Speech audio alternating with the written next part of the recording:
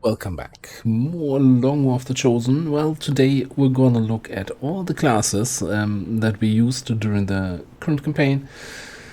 See which specs worked, which didn't. Now, I'm not gonna go into super much detail here because I do have a series of class guides, and if I remember to do it, I'll pin a comment to the playlist.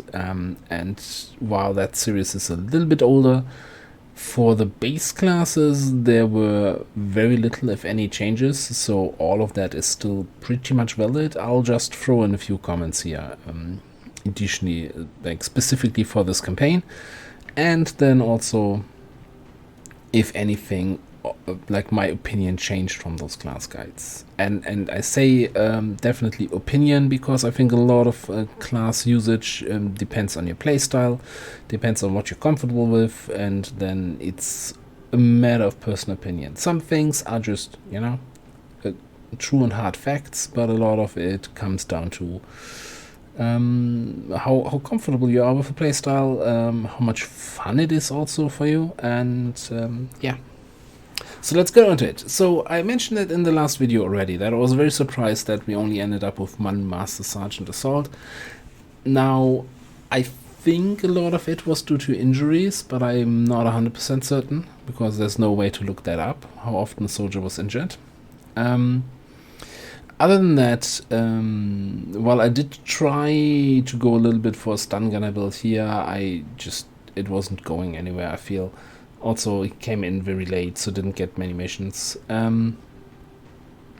So we went with the Killer Instinct build on most guys, and I think that's just gonna be my bread and butter. I kind of missed fairly often, or a few times at least, not having trench gun on these guys. So even though it is really nice to have close and personal to get the 100% crit, I kind of think trench gun is much nicer to have. Gives you more opportunities to do something with that. Other than that, not much to say. Like, the rest is for me really just auto picks all the time. Well, I guess there's one thing, right? The whole Tech Sergeant close encounters versus rapid fire thing. Like, for me, it's never hit and run. But it's close encounters versus rapid fire. And the reasoning is, or the discussion is often, if you're Killer Instinct, you have your big damage turn with run and gun. Run and gun only works with rapid fire. On the other hand, I could probably go through all episodes, check my run and gun turns when I rapid fired, and see how often the second shot even went off, or how often we just killed the enemy with the first shot. So I'm actually really enjoying this more lately, like with close encounters, because it gives a little bit more oomph to your non-run and gun turns. That being said, this kind of only makes sense if you have the mobility to support it. So, like, I thought Amoramo here was really effective, but only because we invested in the mobility, right? That's a fairly certain that's a +4. No, it's just a +2 speed PCS. So he had a 16 starting mobility. So it was working out really well. Of course, Shadow Strike did nice once we had it, so that was also good. And I think you also can see that then that we took advantage of Shadow Strike with the kill count. 8 missions on 35 kills is a much higher mission to kill ratio than some of the other guys have, even 28 for 94. That's, I think, more normal, like 3 kills per mission ish for an assault. I think sounds reasonable. But yeah, that's pretty much all for assaults. So let's move on to the next class, which brings us straight to the Grenadier, with not many new revelations from this campaign. I'm still firmly convinced that damage Grenadiers are good in the late game even. Grenades and the crit damage scales nicely. I wish we would have had Bring 'em On in one of the XCOM roles here, but alas, it was not to be. And I guess these, again, the kill ratios are a sign of, hey, this is working well. And I don't want to go into a 20-minute rant again on Tandem versus Heat. So I'll leave that out. I'm sure when we picked the talents on, probably whenever I picked this the first time, I did a long explanation in that video. So if you're really interested, find that.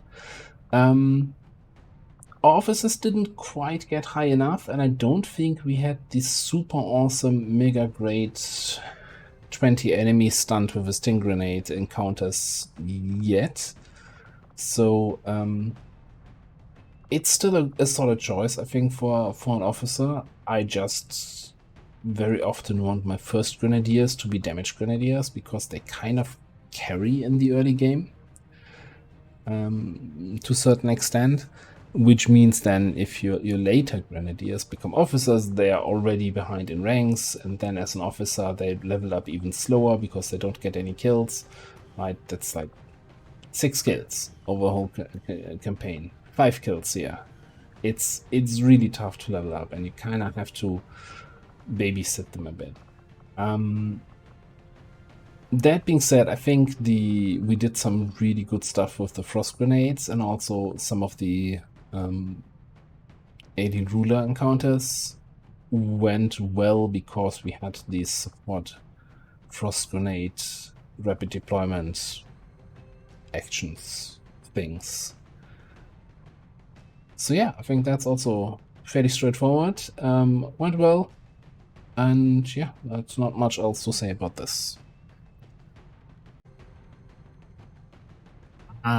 Goodness, what can I say except, I'm addicted to saturation fire. I had this one big saturation fire gunner with Shadow Strike and bring him on and pulling out the damage numbers, and ever since then I've been trying to recreate that. Never quite reached it because I didn't get the right perk combo, but it's close enough with just Shadow Strike or with Predator, which is, still good enough to get 100% crit. No, well, not 100% crit, 100% hit, definitely, on your Shadow Strike shots. For me, bread and butter soldiers, especially in the late game, you've probably seen them rinse stuff like sectopods, right? I remember one of the last few missions where we cyclic, then teamwork the same person again to then rapid fire, and the sectopod was left at like 30 health, easy to finish off by somebody else. It's just good. Like gunners, how could you not use them to a big extent? And for any doubters, I think the Chosen Assassin Stronghold mission, where we brought double gunners and we just removed the assassin from play with double cyclic fire, it's just the perfect counter for that. So I think it's also one of the few classes where we have triple Master Sergeant. We'll see with the rest going through it, but yeah, only 3 Master Sergeants here.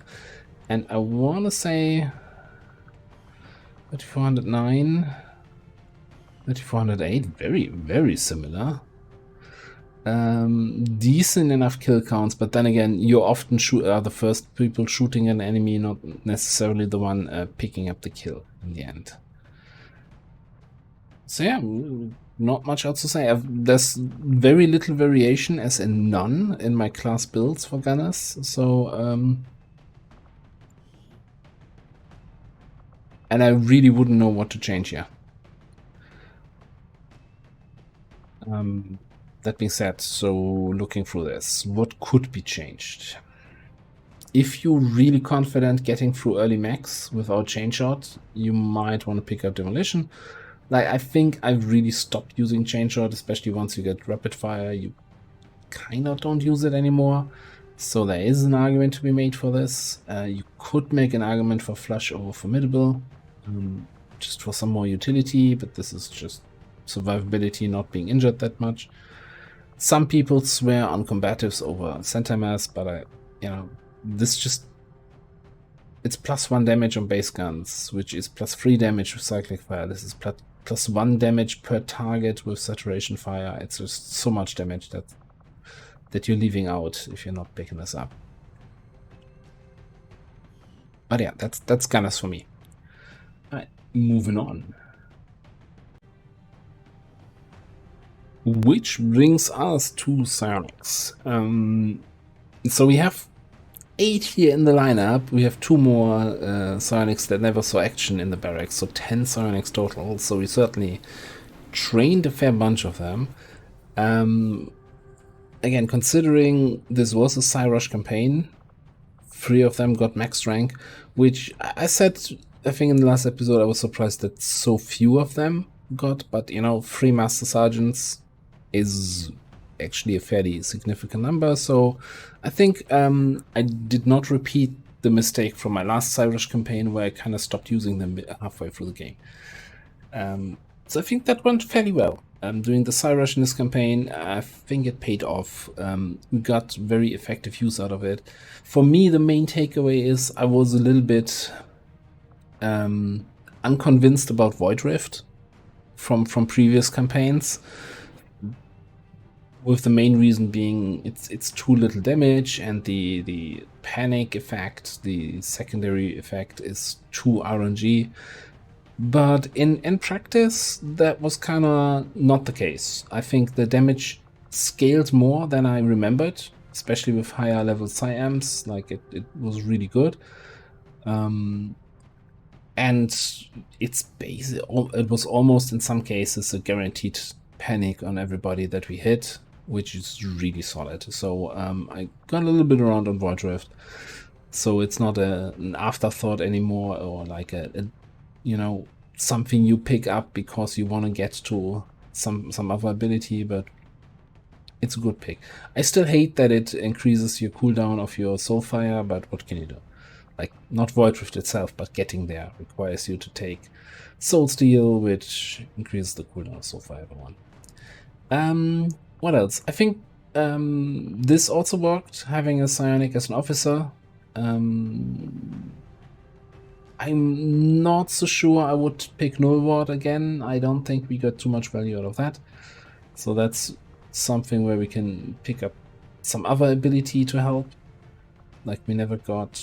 I don't think you have Bastion, so having that pick for Bastion might have been the better choice for group support. Yeah, not much else to say.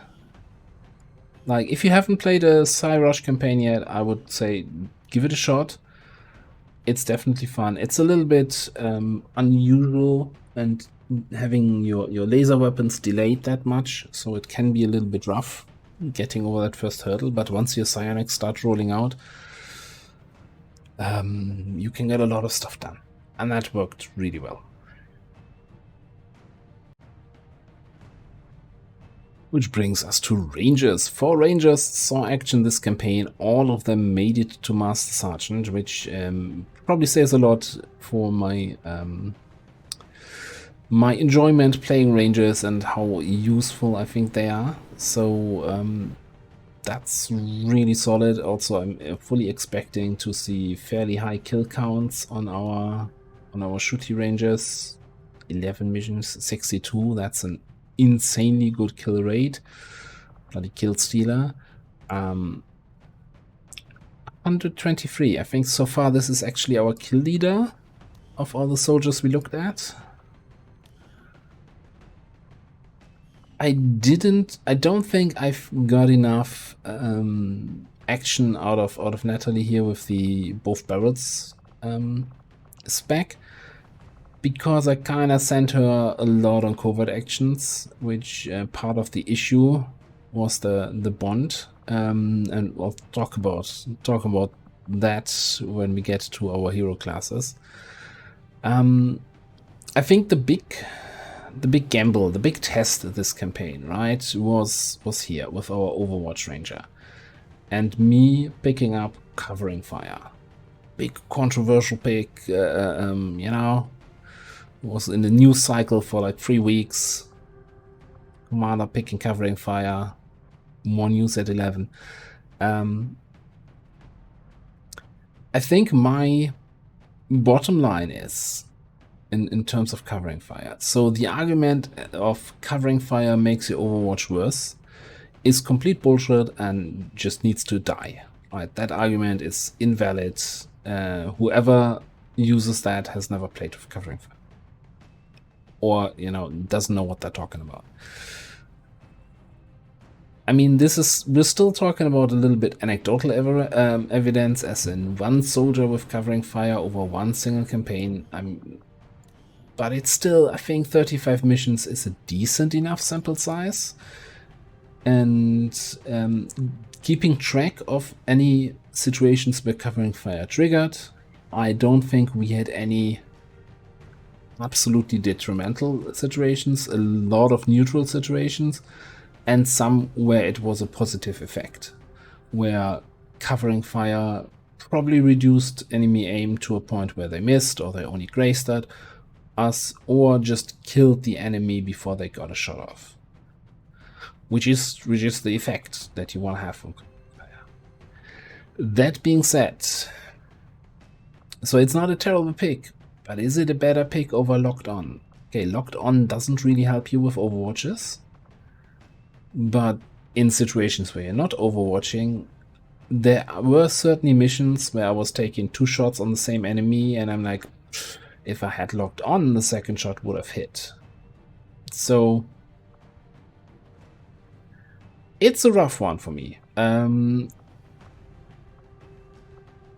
It's really hard to quantify this, and I think in future campaigns I might actually give covering fire a choice, a chance more often.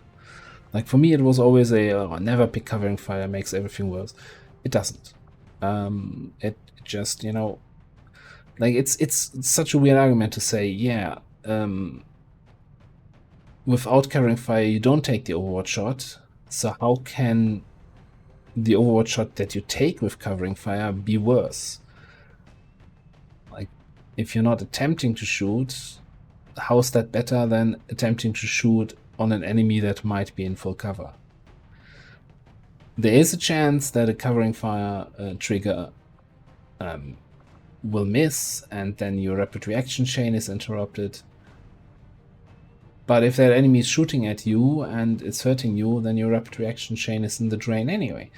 So I think it didn't negatively impact us, and the positive effects were good enough that it's not a complete write-off, and I think I want to give that a few more tries in future campaigns, possibly.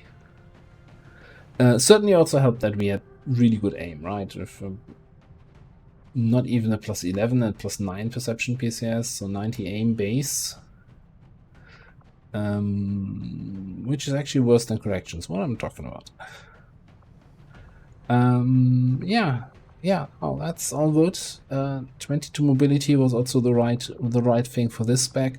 So this worked all out really fine, I think. Now, keep in mind, the highest kill count so far probably have. I'm not sure if my Sharpshooter is gonna have more. This might actually be the highest of the campaign, and that despite some instances where our kill zone wasn't triggering. Like, if kill zone was actually working 100% correctly, this would be even more nuts. Alright, talk about more nuts. Let's go to the nuts next soldiers. Which brings us to the Sharpshooters. Well, that's gonna be a kind of boring one, because death from above, there's no variation here, and I don't see any reason to change anything up. We can argue a little bit about double tap versus AMF, but I'm now clearly 100% on team double tap, even with no longer having the free reloads. I think the Sharpshooter was most affected by no longer having the free reload anytime mod, but still it wasn't a huge deal. One takeaway from this campaign for me is, oh boy, did I enjoy having a high aim holo targeting Sharpshooter. That's just so great, and Definitely, like, I haven't played the final mission yet, so I'm definitely gonna bring you here as commander on the final mission, because that's so much damage that you get from vital point targeting, AoE targeting, and then also especially lead by example wherever it is, giving everybody else the aim bonus, with your own aim being 110, which is, I think, that might be the most you can get.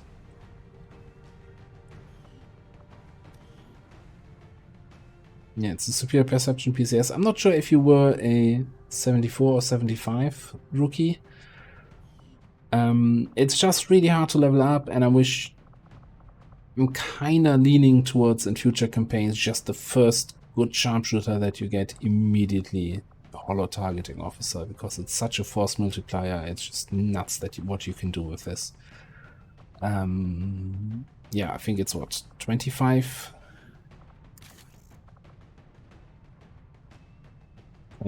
20 aim and crit to anything you holo target, and +2 damage from vital point targeting. Just so solid. Yeah, the rest, yeah, they're from above. What else can I say? Just a quick look at the kill counts. I think it's almost unusual that I only had 2 Master Sergeant shooting snipers. So maybe something I didn't train enough, or maybe because our officer took a spot away. But I felt for parts of the campaign that I didn't have enough snipers. Oh well, what can you do? Train more, I guess. Which brings us to the Shinobis. Again, just 3 of them made it to Master Sergeant, one of them being an officer at the same time, which, you know, there's the whole stealth Shinobi officer. I don't do that every campaign, but every time I do it, I just am really happy to have them, because, especially for network towers, it's just an insta-win, kind of, a whole covert Ghost Walker, just sneak through, get the free hack, easy peasy. I'm happy we got around to training a shooty Shinobi, although I think it was not the best stat combo. I guess the reason with the whole center mass and lethal here to pick up was what drove me in that direction. But it kind of worked, right? I think he got my Master Sergeant very late, if not even in one of the last missions. So we didn't really get to play around with it all that much. I kind of seem to remember that I had a lot of struggles with your mobility, but you have 18, probably, yeah, okay, it's advanced speed PCS in there. Not much to say, you know? A vital role in the team with scouting and a lot of damage potential with their swords.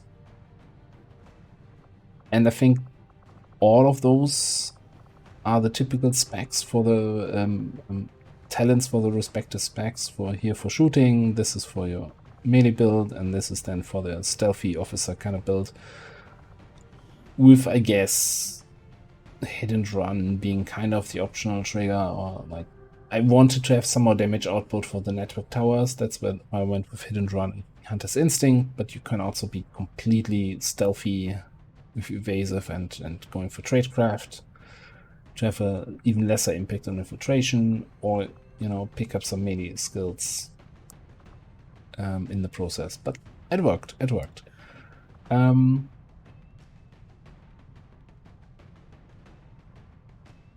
Yeah, no new revelations on the Shinobi. Like, this is all these kind of specs and setups I've done before. They've worked before, they work again. I don't think there's any fantastic news, any insights from this campaign.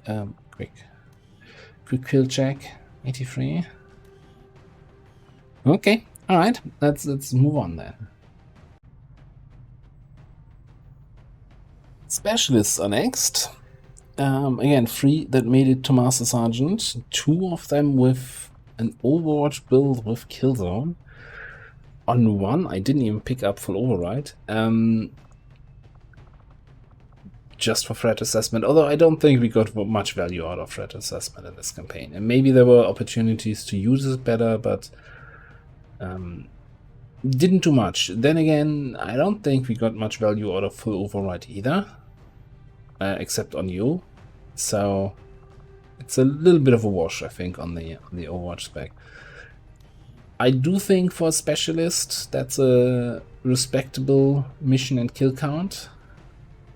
So that went fairly well. Same issue with Killzone that we had on our Ranger, where it sometimes would not work properly, so it kind of throws a little bit of a shade on the Overwatch classes. But all in all, I think it worked reasonably well, and for every Killzone that failed, we had like 3 Killzones that went off perfectly and were kind of impressive. The big difference, I guess, is the aim, right? Our Ranger had 99 aim, you have sitting on 88.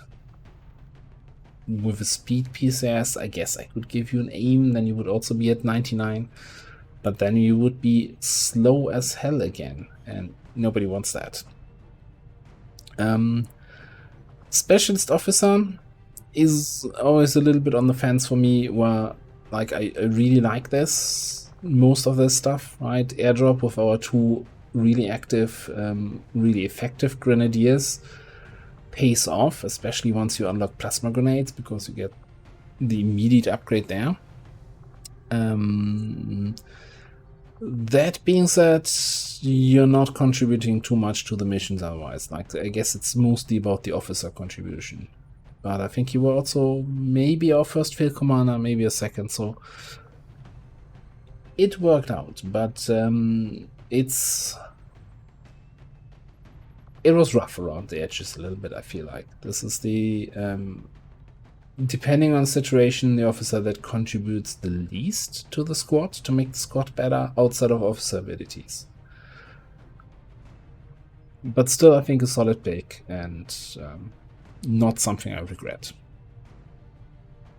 Okay, I think we have one more before we get to the hero classes, which is the technical.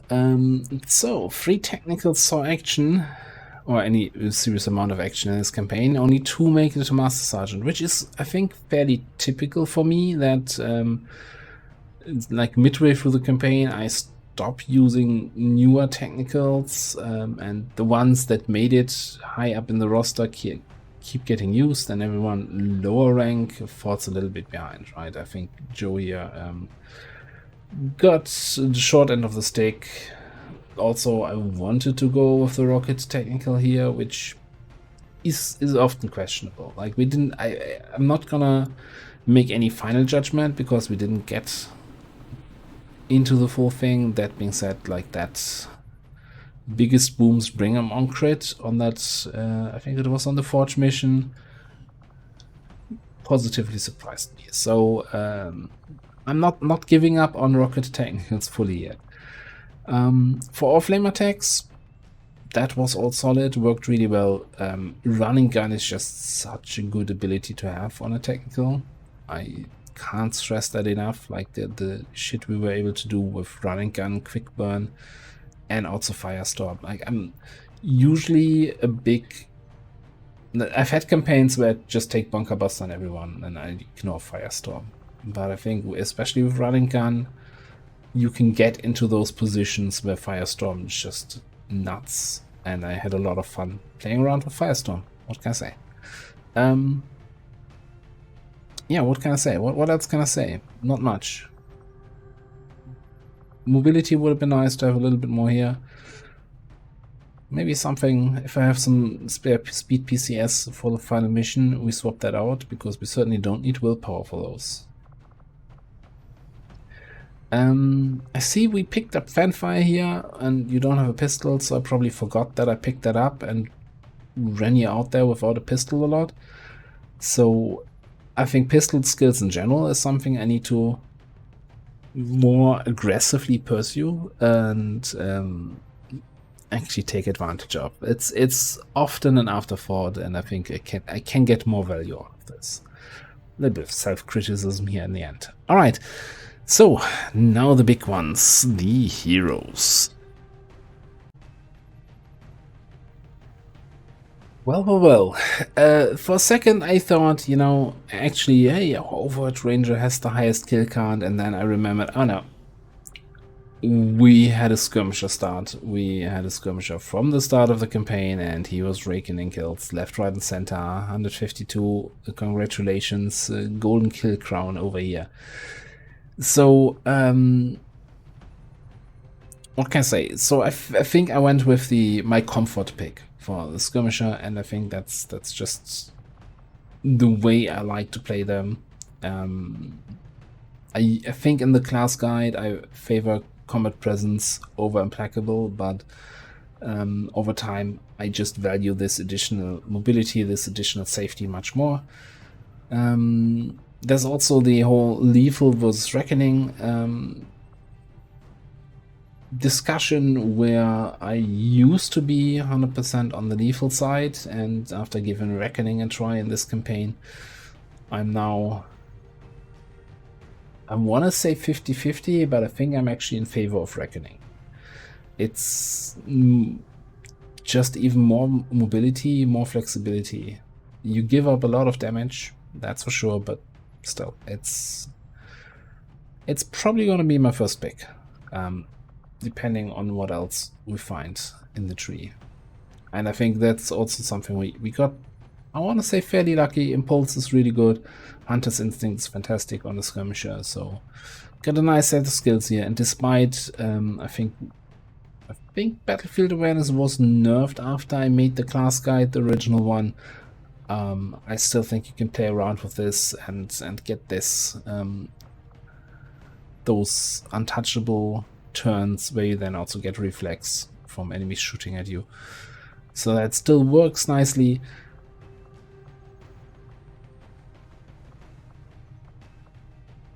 I'm kinda keen on eventually trying out without those two and picking Justice and Wrath instead, but I just...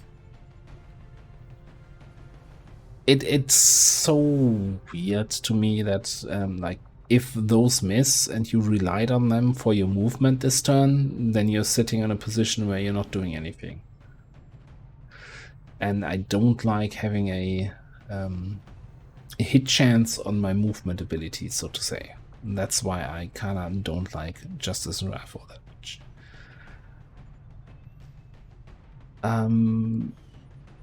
But yeah. So for our Reaper, I think, I'm not sure at what point Banish was changed to have a 2-turn cooldown, and or maybe it was all the time, but I think for longest time there was a bug with the aim debuff, where you get, so at the moment you get 15, minus 15 on your first, on the second shot, then minus 30, 45, etc. And the bug was that it was kind of adding up, so you got minus 15 on the first reduced shot, and then minus 15 and minus 30 on the second, so it would ramp up twice as fast, which just made it kind of unusable. Like, the third shot and following shots you wouldn't hit anymore. Now it's becoming a kind of chosen sector port gatekeeper killer ability with a 2-turn cooldown. I'm just gonna use Banish. Why wouldn't I? So, as much as I do like the knife build, for me this is kind of the go-to build right now, the shooting Reaper.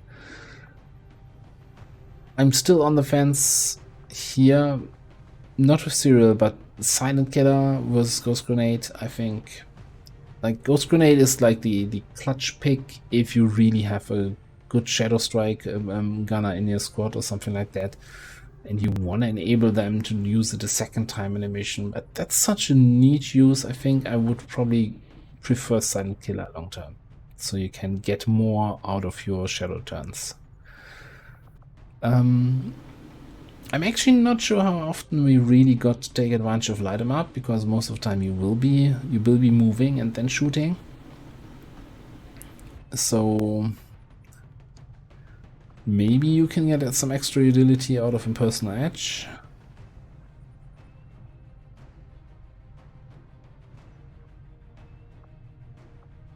And this is still, I'm not sure we got any death from above yet, but that might also have been a matter of the maps, right? So, I mean, death from above is a good skill to have, and also reducing the aim penalty, the long-range aim penalty for squad side shots, words, is a really good thing to pick up. So is homing mine. But yeah, worked well. I think you got a decent amount of kills. Well, actually not that many, but it's the high value kills that you got with those banishes. Alright, Templar. Now, I did send you on a lot of covert actions, but you still saw 17 missions of actual actions. I did go for that tanky build, right? With Brawler, with Crusader's Rage, with Impact Compensation, and with Indomitable, you know, getting focus when you're shot. I can see, like, if you are in a situation where you need to tank, it's working really well. Like, you can take a beating. You don't care about actually losing HP because Crusader's Rage plus the base Templar abilities means you probably won't have any injury times. And you can do that for multiple turns. The thing is, if the mission is going well and you kill and or disable the pods as you activate them, you have 1, 2, 3, 4 talents that do absolutely nothing for you. Zilch, nada, nothing. And it just doesn't feel for me. It wasn't really the I can tank some stuff, but rather, okay, alright, there's a dude still alive, I guess I can tank something occasionally. But if things go right, then it was just a low damage output Templar with having a hard time getting enough focus to be effective. And I think that's kind of playing a little bit under potential.